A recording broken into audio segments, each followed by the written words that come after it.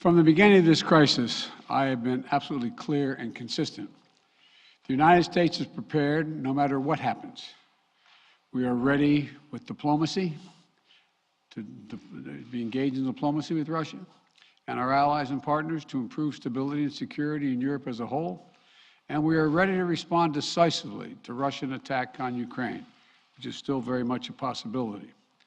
For all the events of the last few weeks and months, this has been our approach, and it remains our approach now.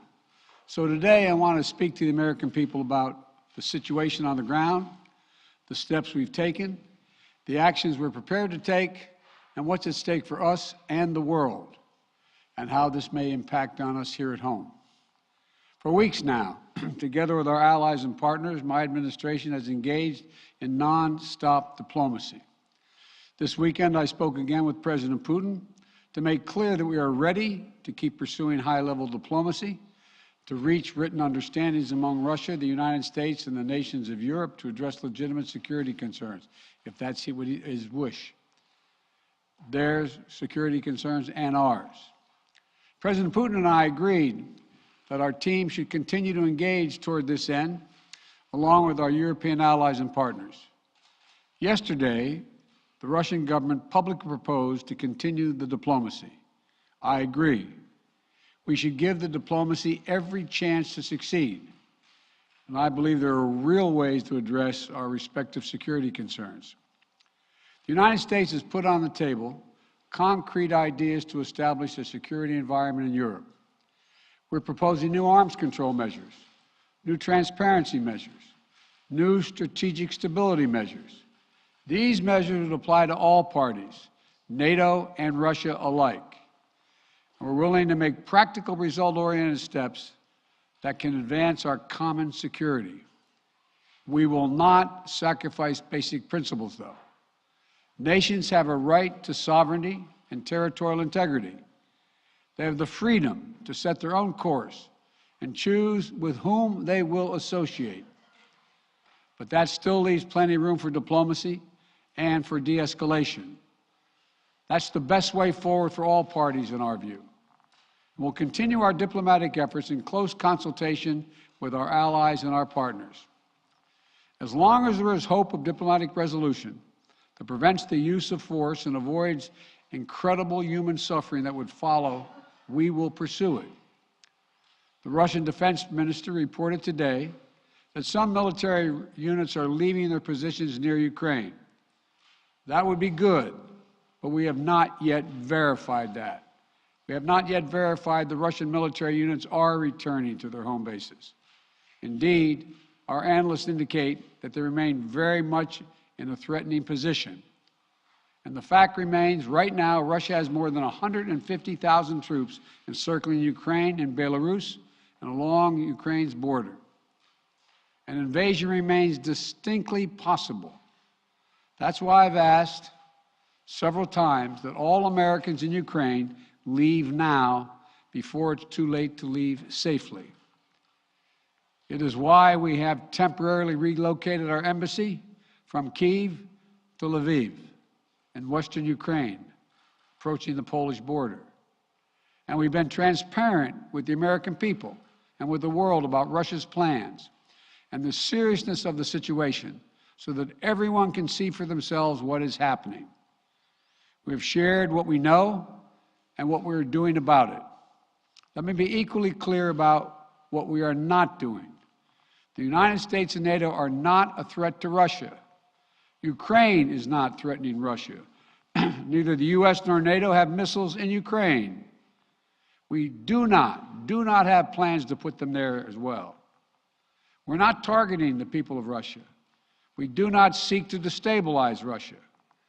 To the citizens of Russia, you are not our enemy. And I do not believe you want a bloody, destructive war against Ukraine, a country and a people with whom you share such deep ties of family, history, and culture. 77 years ago, our people fought and sacrificed side by side to end the worst war in history. World War II was a war of necessity. But if Russia attacks Ukraine, it would be a war of choice, or a war without cause or reason. I say these things not to provoke, but to speak the truth, because the truth matters. Accountability matters. If Russia does invade in the days and weeks ahead, the human cost for Ukraine will be immense. And the strategic cost for Russia will also be immense. If Russia attacks Ukraine, it will be met with overwhelming international condemnation.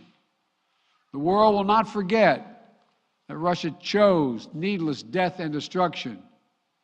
Invading Ukraine will prove to be a self-inflicted wound. The United States and our allies and partners will respond decisively.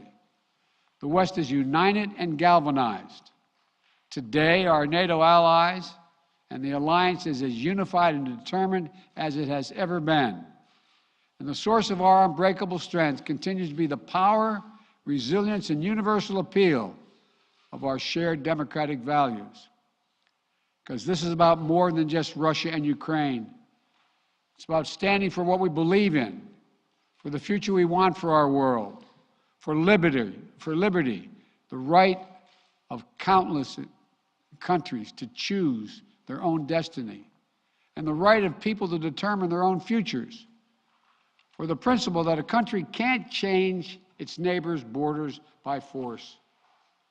That's our vision. And toward that end, I'm confident that vision, that freedom, will prevail. If Russia proceeds, we will rally the world to oppose its aggression. The United States and our allies and partners around the world are ready to impose powerful sanctions on export controls, including actions that we did not pursue when Russia invaded Crimea in eastern Ukraine in 2014. We will put intense pressure on their largest and most significant financial institutions and key industries. These measures are ready to go as soon and if Russia moves. We'll impose long-term consequences that will undermine Russia's ability to compete economically and strategically. And when it comes to Nord Stream 2, the pipeline that would bring natural gas from Russia to Germany, if Russia further invades Ukraine, it will not happen. While I will not send American servicemen to fight in Ukraine, we have supplied the Ukrainian military with equipment to help them defend themselves. We provided training and advice and intelligence for the same purpose. And make no mistake, the United States will defend every inch of NATO territory with the full force of American power. An attack against one NATO country is an attack against all of us. And the United States' commitment to Article 5 is sacrosanct. Already, in response to Russia's buildup of troops, I've sent additional U.S. forces to bolster NATO's eastern flank. Several of our allies have also announced they'll add forces and capabilities to ensure deterrence and defense along NATO's eastern flank. We will also continue to conduct military exercises with our allies and partners to enhance defensive readiness. And if Russia invades, we'll take further steps to reinforce our presence in NATO, reassure us for our allies, and deter further aggression. To be clear, if Russia decides to invade, that would also have consequences here at home. But the American people understand that defending democracy and liberty is never without cost. This is a cause that unites Republicans and Democrats. And I want to thank the leaders and members of Congress of both parties who've forcefully spoken out in defense of our most basic, most bipartisan, most American principles. I will not pretend this will be painless. There could be impact on our energy prices. So we are taking active steps to alleviate the pressure on our own energy markets and offset raising prices. We're coordinating with major energy consumers and producers. We're prepared to deploy all the tools and authority at our disposal to provide relief at the gas pump. And I'll work with Congress on additional measures to help protect consumers and address the impact of prices at the pump. We are not seeking direct confrontation with Russia, though I've been clear that if Russia targets Americans in Ukraine, we will respond forcefully. And if Russia attacks the United States or our allies through asymmetric means, like disruptive cyber attacks against our companies or critical infrastructure, we are prepared to respond. but we're moving in lockstep with our NATO allies and partners to deepen our collective defense against threats in cyberspace. Two paths are still open.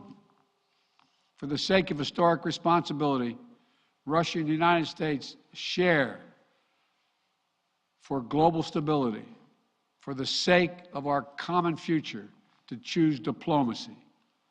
But let there be no doubt, if Russia commits this breach by invading Ukraine, responsible nations around the world will not hesitate to respond.